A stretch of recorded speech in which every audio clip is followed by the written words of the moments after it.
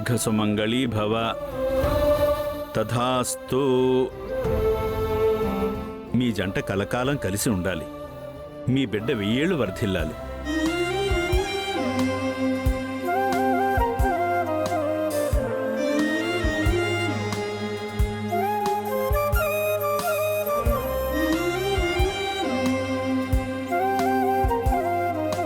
వెళ్ళొస్తాం. మంచిది బాబు.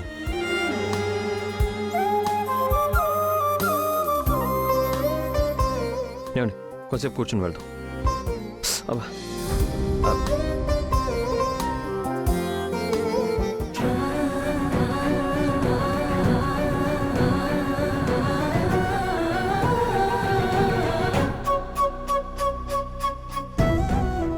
ఎందుకండి ఇలా చేశారు? ఎందుకు చేతిలో హారతి కర్పూరం వెలిగించుకున్నారు? మీకోసమేనండి. నా కోసం మీరు ఇప్పటిదాకా చేసింది చాలదా? నా మెళ్ళో తాళి కట్టి నన్ను తీసుకొచ్చిన క్షణం నుంచి ఈ క్షణం వరకు ప్రతి క్షణం నన్ను కాపాడుతూ వస్తున్నారు. ఆ దేవుడు కూడా చేయని పని మీరు నా కోసం చేశారు. నన్ను బిడ్డని బ్రతికించడం కోసం హాస్పిటల్లో పడరాని పాటలు పడ్డారు. ఇవన్నీ చాలవన్నట్టు మళ్ళీ ఈ మొక్కులు హారతులు అవసరమంటారా? అవసరమేనండి. నేనేం దేవుణ్ణి కాదు. మిమ్మల్ని ప్రతిక్షణం కాపాడుకోవడం నా బాధ్యత. నాకు మిమ్మల్ని దూరం చేసే ఏ దురదృష్టాన్ని దగ్గరికి రానివ్వలేనండి. అలాగే మిమ్మల్ని కాపాడుకునే ఏ అవకాశాన్ని, ఏ అదృష్టాన్ని నేను వదులుకోను.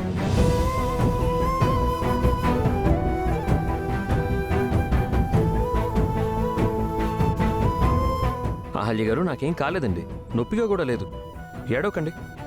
ఒక్క నిమిషం ఆగండి. పంతులు గారు, ఏమిటమ్మా? మీ దగ్గర వెన్న లాంటిది ఏమన్నా ఉందా అండి? ఎందుకమ్మా? ఆయన ఇందాక చేతిలో హారతి కర్పూరం వెలిగించారు కదండి, చేతికి బొబ్బొచ్చింది, మంట పుడుతుంది. వెన్న లేదమ్మా, ఆవు నెయ్యి ఉంది, అది ఇస్తాను, ఉండండి.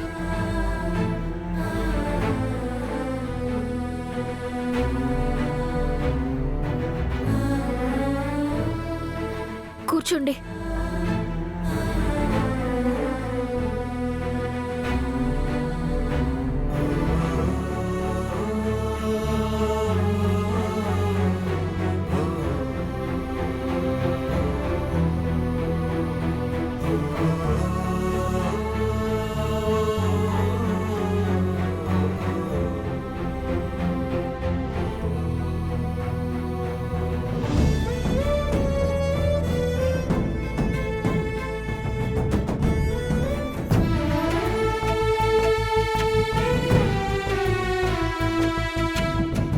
ఇంకెప్పుడు ఇలా చేయకండి. చెప్పాను కదండి, మిమ్మల్ని కాపాడుకోవడం నా బాధ్యత. దానికోసం నేను ఏమైనా చేస్తాను. మనం ఎప్పటికీ కలిసి ఉండాలి. మీరు, నేను, మన బిడ్డ, మనం ఎప్పటికీ కలిసే ఉండాలి.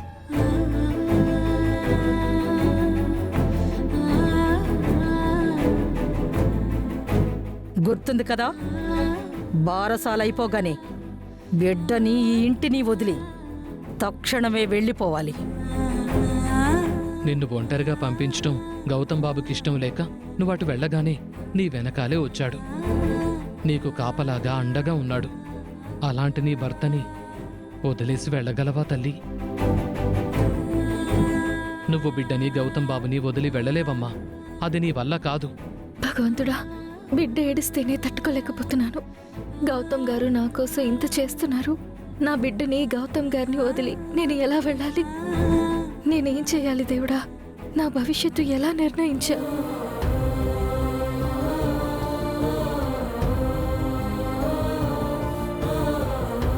అహల్య గారు, నాకేం కాలేదు. ఏడవకండి.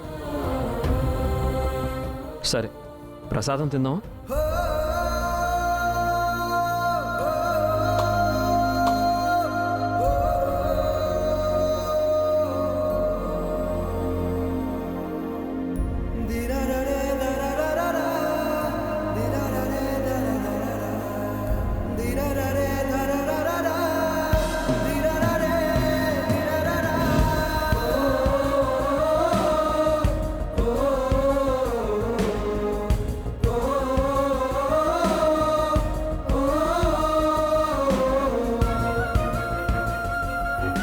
నాకేదో అయినట్టు ఎందుకు ఇంత ఫీల్ అవుతున్నారు?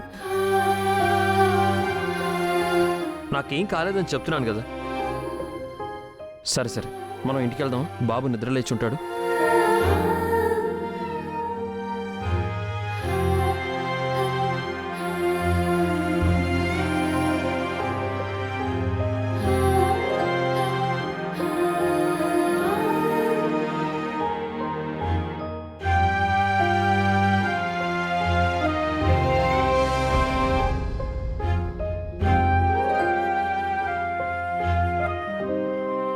భగవంతుడా, రేపు జరగరానిది ఏదైనా జరిగి నేను ఈయనకి దూరం అవ్వాల్సి వస్తే ఈయన బాధపడకుండా చూడు స్వామి.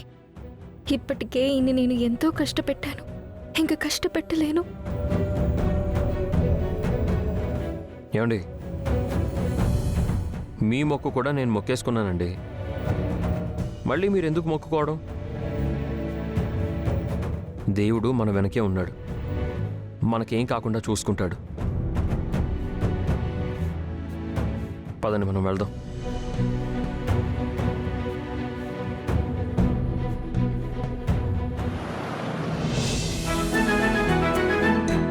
రే నాన్నా, మీ అమ్మ లేకపోయినా నువ్వింతసేపు ఈ నాన్నమ్మ దగ్గర బానే ఉన్నావురా.